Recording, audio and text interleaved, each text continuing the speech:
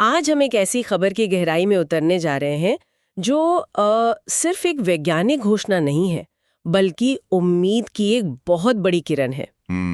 हम बात कर रहे हैं एक दुर्लभ आनुवंशिक बीमारी लिम्ब गर्डल मस्कुलर डिस्ट्रॉफी के बारे में। हाँ, एक ऐसी बीमारी जो धीरे धीरे शरीर के जोड़ों की मांसपेशियों को कमजोर कर देती है। और इसका भी एक खास प्रकार LGMD टाइप 2IR9। बिल्कुल।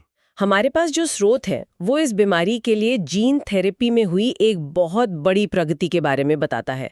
तो आज हमारी पड़ताल का मिशन यह समझना है कि यह खबर असल में क्या मायने रखती है। मतलब हेडलाइन से आगे जाके। हाँ, सुर्खियों से परे, विज्ञान के पीछे, और उन परिवारों के लिए इसका क्या मतलब है जो सालों से एक इलाज का इंतजार कर रहे हैं। आपने बिल्कुल सही कहा। ये सिर्फ एक खबर नहीं है, ये एक पूरे सफर की कहानी है। एक सफर। हाँ, एक ऐसा सफर जो लैब की बेंच से शुरू होता है और मरीज के बिस्तर तक जाता है। तो आज हम उस सफर के हर पड़ाव को समझेंगे। विज्ञान, पैसा, सरकारी नियम और सबसे जरूरी वो उम्मीद। ठीक है, तो चलिए शुरू करते हैं। इससे पहले कि हम अच्छी खबर पर आएं, ये समझना जरूरी है कि हम लड़ किस चीज से रहे हैं। ये LGMD टाइप 2IR9 आखिर है क्या? देखिए, ये एक ऐसी बीमारी है जो बहुत धीरे धीरे और कह सकते हैं चुपचाप आती है। अच्छा। लिम्ब गर्डल का मतलब ही है वो मांसपेशियां जो हमारे हाथ पैरों को हमारे धड़ से जोड़ती हैं। यानी कंधे, कूल्हे, जांघें। बिल्कुल। बीमारी इन्हीं मांसपेशियों को निशाना बनाती है। शुरुआत में शायद बस सीढ़ियां चढ़ने में थोड़ी मुश्किल हो, फिर शायद कुर्सी से उठना मुश्किल लगने लगता है, और वक्त के साथ चलना, हाथ ऊपर उठाना और यहाँ तक कि गहरी सांस लेना भी एक चुनौती बन जाता है। मतलब ये धीरे धीरे इंसान की आजादी और आत्मनिर्भरता दोनों छीन लेती है। और सबसे निराशाजनक बात शायद ये होगी कि सालों तक इसका कोई इलाज ही नहीं था, है ना? यही इसकी सबसे बड़ी त्रासदी थी। सालों तक इसके लिए कोई डिजीज मॉडिफाइंग ट्रीटमेंट नहीं था। ये थोड़ा टेक्निकल शब्द है। हाँ, भारी भरकम लगता है, लेकिन इसका मतलब सीधा है। ऐसी कोई दवा नहीं थी जो बीमारी की जड़ पर काम करे या उसे धीमा कर सके। तो डॉक्टर्स क्या करते थे? डॉक्टर्स सिर्फ सहायक देखभाल कर सकते थे, जैसे फिजियोथेरेपी या सांस लेने में मदद करने वाले उपकरण। मतलब लक्षणों को मैनेज करना, बीमारी को नहीं। सही पकड़ा। ये ऐसा था जैसे एक नाव में छेद हो गया हो और आप सिर्फ बाल्टी से पानी बाहर निकाल रहे हैं, लेकिन छेद को बंद करने का कोई तरीका नहीं है। और इसी अंधेरे में अब एक बड़ी खबर आई है, $7.4 मिलियन का अनुदान। जी। भारतीय रुपयों में यह 60 करोड़ से भी ज्यादा की रकम है। जब दुर्लभ बीमारियों की बात आती है, जहां अक्सर फंड की कमी रहती है, तो ये रकम बहुत बड़ी लगती है। ये रकम वाकई बहुत बड़ी है, लेकिन यहाँ दिलचस्प बात सिर्फ रकम नहीं है। तो फिर क्या है? दिलचस्प बात यह है कि ये पैसा किसने, किसे और किस लिए दिया है। ओके। पैसा दिया है California institute for regenerative medicine, यानी CIRM ने।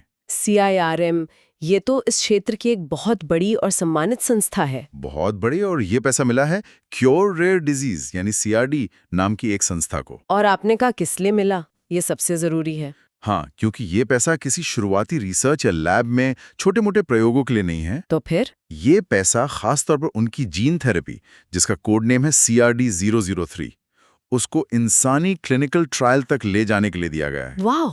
दुर्लभ बीमारियों की दुनिया में इस तरह का अनुदान सिर्फ पैसा नहीं होता, ये इस बात का सबूत है कि बड़े बड़े संस्थान इस विज्ञान को गंभीरता से ले रहे हैं। ये एक तरह से कागज से क्लिनिक तक के सफर का टिकट है। बिल्कुल, आपने सही कहा। तो ये $7.4 मिलियन उस टिकट की कीमत है। चलिए अब इस सफर के बारे में बात करते हैं। ये पैसा असल में करेगा क्या? जमीन पर इसका क्या असर होगा? तो ये पैसा 4 बहुत ही जरूरी पड़ावों को पार करने में खर्च होगा। 4 पड़ाव। जी। ये वो पड़ाव हैं जहां से कोई भी वैज्ञानिक खोज दवा बनने की प्रक्रिया से गुजरती है। पहला पड़ाव है बची खुची प्री क्लिनिकल स्टडीज को पूरा करना। प्री क्लिनिकल यानी इंसानों पर परीक्षण से ठीक पहले का आखिरी सेफ्टी चेक, जानवरों पर होने वाले टेस्ट। बिल्कुल, ये जानवरों पर किए जाने वाले आखिरी और सबसे अहम अध्ययन है। इनमें 3 चीजें पक्की की जाएंगी। क्या क्या? एक, क्या ये थेरेपी पूरी तरह सुरक्षित है? दूसरा, इसकी सही खुराक क्या होनी चाहिए, ना कम ना ज्यादा। और तीसरा, क्या ये वाकई मांसपेशियों की ताकत में कोई सुधार लाती है? इन सवालों के जवाब के बिना तो आगे बढ़ ही नहीं सकते। बिल्कुल नहीं। आप इंसानों पर परीक्षण शुरू करने के बारे में सोच भी नहीं सकते। ठीक है, मान लीजिए कि जानवरों पर हुए टेस्ट सफल रहे, सब कुछ सुरक्षित और असरदार दिखा, तो इसके बाद सबसे बड़ी चुनौती क्या होती है? हाँ, इसके बाद जो चुनौती आती है वो शायद सबसे मुश्किल और सबसे महंगी होती है। दूसरा पड़ाव, GMP मैन्युफैक्चरिंग। GMP, जी। GMP का मतलब है गुड मैन्युफैक्चरिंग प्रैक्टिस। ये सुनने में काफी टेक्निकल लगता है। आसान भाषा में इसका क्या मतलब है? इसे ऐसे समझिए कि आप घर की रसोई में किसी एक दोस्त के लिए सैंडविच बना रहे हैं और एक बड़ी फैक्ट्री में हजारों लोगों के लिए पैक लंच बना रहे हैं। अच्छा, फर्क तो है। GMP ये सुनिश्चित करता है कि फैक्ट्री में बनने वाला हर एक लंच बिल्कुल एक जैसा हो, पूरी तरह सुरक्षित हो और उच्चतम मानकों पर बना हो। और जीन थेरेपी के मामले में तो ये और भी ज्यादा जटिल होगा। बहुत ज्यादा। आपको ये पक्का करना होता है कि दवा की हर शीशी बिल्कुल शुद्ध हो, उसमें कोई मिलावट ना हो और उसकी ताकत हर बार एक जैसी हो।